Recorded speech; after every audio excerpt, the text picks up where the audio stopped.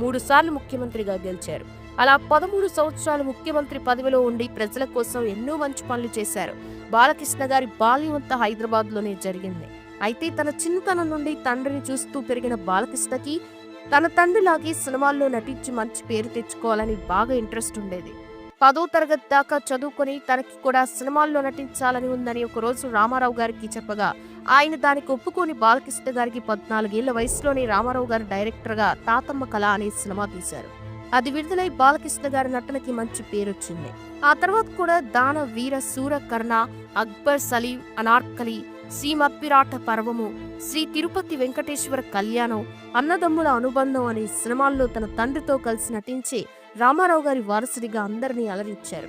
అప్పటిదాకా సహాయ నటుడిగా చిన్న చిన్న క్యారెక్టర్లు చేస్తూ వచ్చిన బాలకృష్ణ హీరోగా చేయాలని ఉంది అని తన మనసులో మాటని రామారావు గారికి చెప్పారు. దానికి రామారావు గారు ముందు